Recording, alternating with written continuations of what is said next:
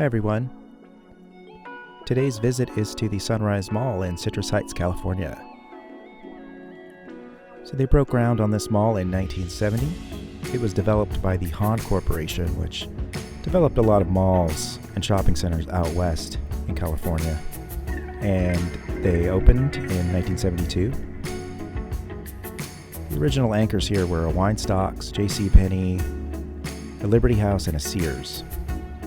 And over the years, there wasn't much turnover on those anchors. The Sears stayed here from its beginning until, Sears crashed and burned in the late 2000s. They closed their store here in 2018. The JCPenney is still here. The Liberty House closed in 1984, and Macy's moved their women's departments into that space. And they maintained a separate Macy's men's and home store across the street. Across Sunrise Boulevard, there was another shopping center over there called Birdcage Walk. And then when the Weinstocks closed in 1996, Macy's moved their men's and home store into that space, and that's kind of just pretty much how it remains today, except for the Sears, which you're seeing right here on the right. This is the vacant space where the Sears was.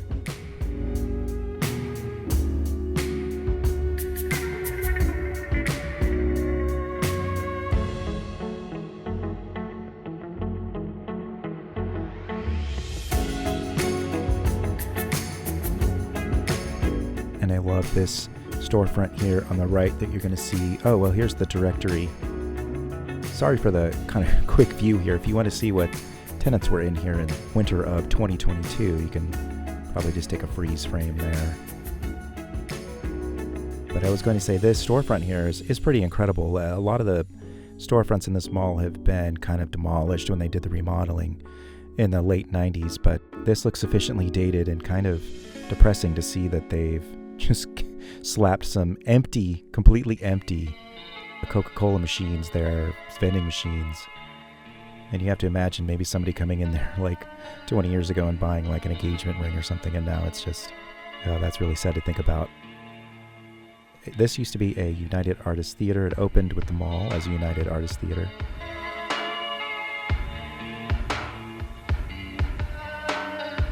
And I feel like every time I see pictures of this mall, someone always includes that one of like the melted letterboard there.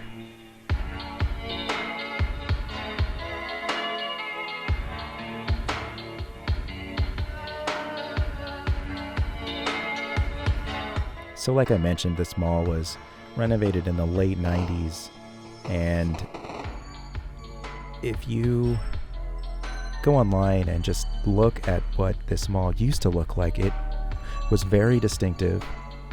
It looked incredible. I mean, it looked like 1972, of course.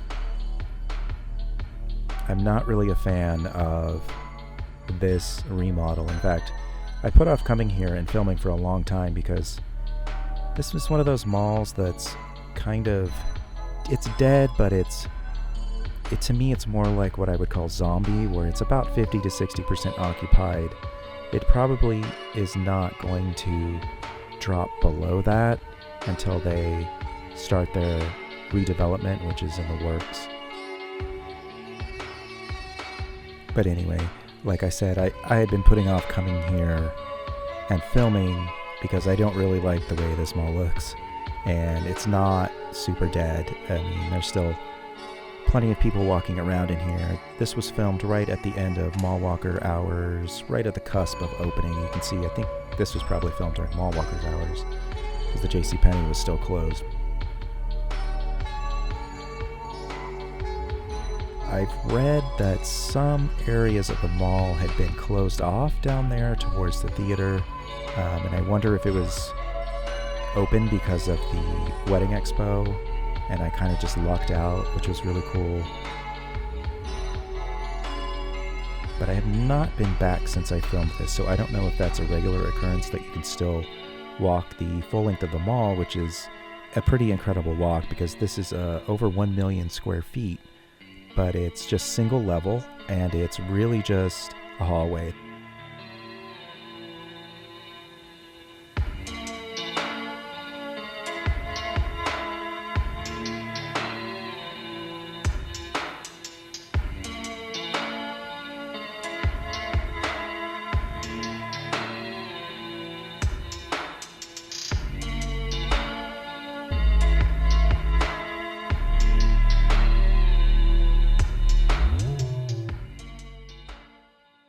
and here is the food court. And this place, it's closed, so I don't feel bad saying this, but I don't know why they came up with this name. And I don't know why someone didn't tell them that coloring their sign like that makes this place look like it's called Piz America. I know that's supposed to be Pizza America, but oh, I feel bad. They're gone, as is most of everybody else in this food court. I know since filming that the hot dog on a stick has also closed. The Taco Bell is still here. I believe there's a coffee shop and a restaurant that serves African food, which I think is a really cool idea. I don't know how busy they get, but that's a really cool idea to fill up a space in a dead mall. And this food court actually was not original to the mall. They added it in 2007, and you can see all the horrible 2007 decor here. Those weird bird nest designs behind every space label. Anyway, that's about all the talking I have to do. I feel like I've talked too much already, and I'm just going to let this play out for the rest of the time and maybe just come in here or there with some directional information.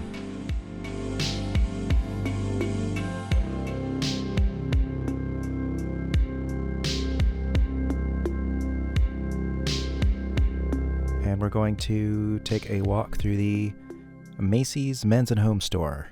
Enjoy.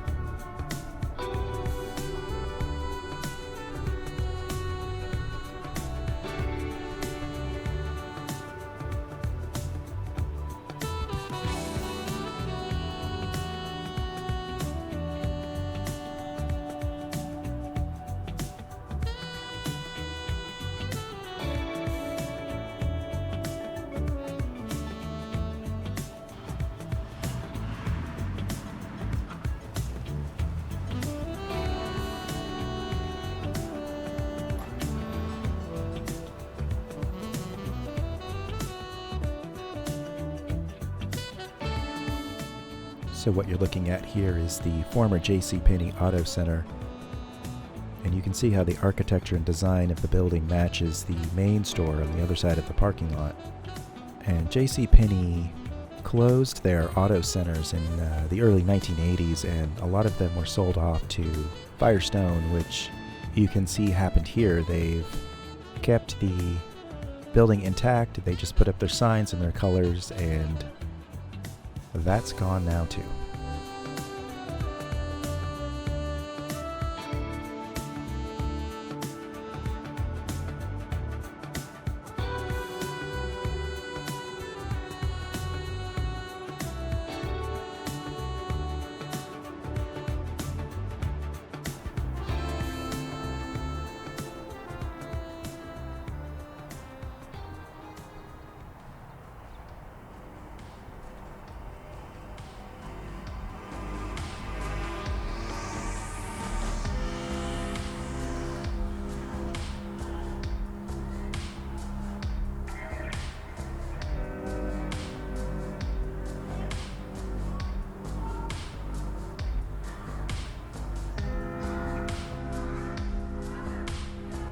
And this might sound like a simple observation to make, but it never ceases to amaze me, the size of these parking lots at these old malls.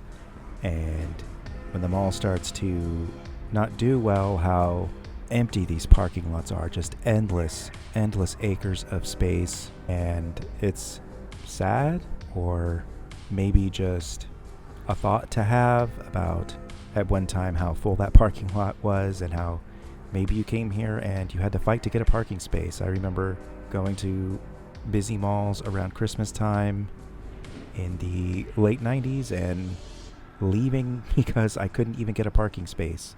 Quite a contrast from then and now.